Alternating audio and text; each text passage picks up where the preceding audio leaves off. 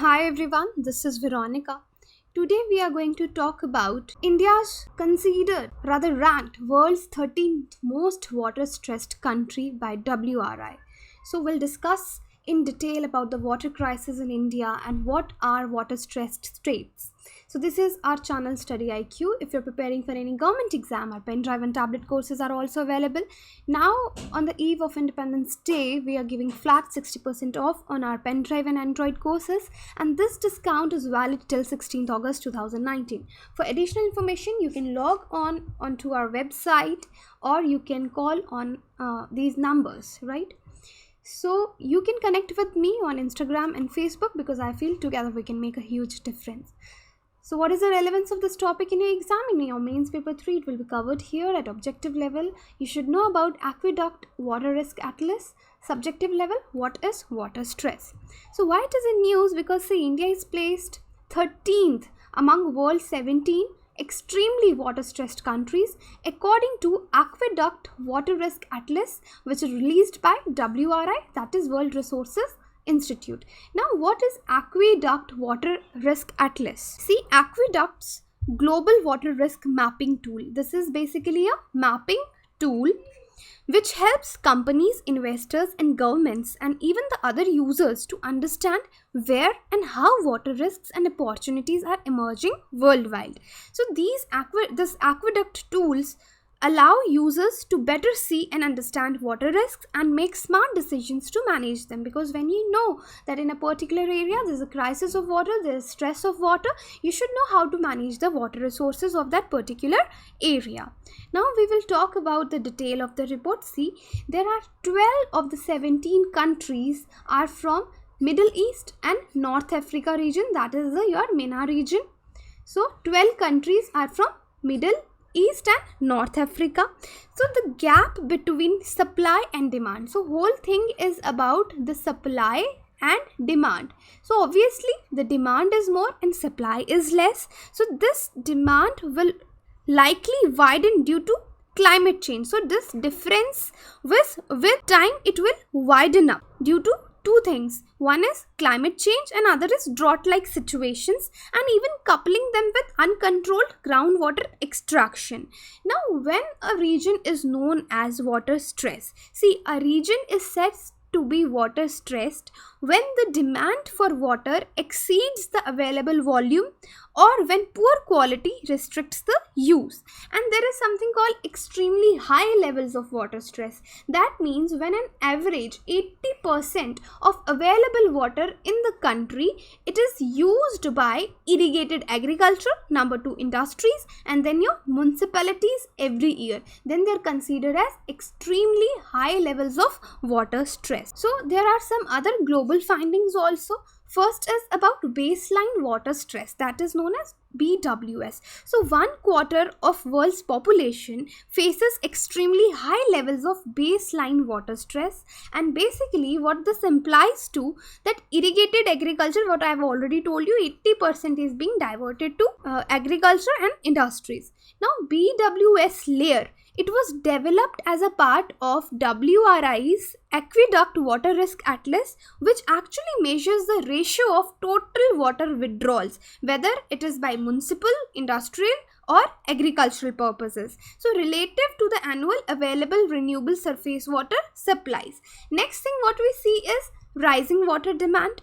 Globally, water withdrawals have more than doubled since the 1960s due to the growing demand for water supply. And next is when we talked about water stressed countries, see, 12 out of the countries out of 17 belong to the MENA region, and the reason for this can be attributed to the geographical conditions also, because this region is very hot and dry and it has created a supply and demand imbalance, and even World Bank found that this region has the greatest expected economic losses from climate related water scarcities. Now there are water stressed communities also. Right now we are talking about the countries, but there are certain communities which are water stressed. See, even in the countries with overall low water stress, like there is South Africa, if we talk about US, if we talk about communities in Western Cape, New Mexico, they may still be experiencing extremely stressed conditions. So let me tell you about top 17 water stressed states. So India is ranked 13th. So these countries, I'll quickly take their names: Qatar, Israel, Lebanon, Iran, Jordan, Libya, Kuwait, Saudi Arabia, Eritrea, UAE, San Marino, Bahrain. Then comes our country, India. Then after India, Pakistan. Then Turkmenistan, Oman and Botswana. Right.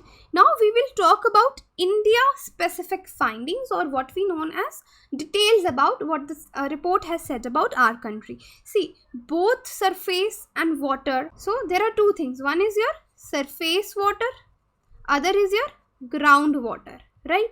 So in our country, both surface water and groundwater in India is highly exploited. Next is groundwater levels have declined at more than 8 centimeters per year between 1990 and 2014 in northern India.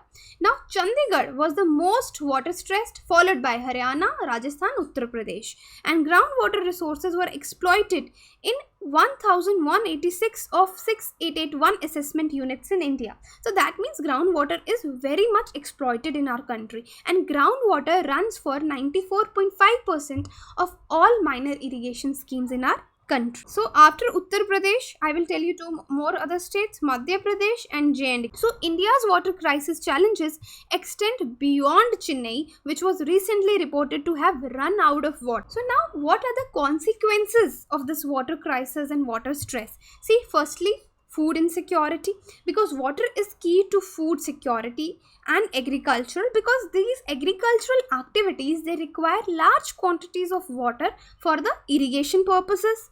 Then your water conflict in migration, because if a particular place there's scarcity of water, the loss of livelihood due to increasing this scarcity of water and variability could force those affected people to migrate to other regions. Then financial instability, because according to the World Bank, increasing water scarcity could erode some nations' GDP, okay, gross domestic product, and this would trigger economic problems and a host of other issues also. Now we will talk about way forward. So what is the way forward in this direction? That you can also tell me in the comment box, but I'll tell you few. The government here must try to focus on more sustainable water schemes which use less water. There's less wastage of water. Reusing wastewater could help the countries to overcome water stress and become water secure.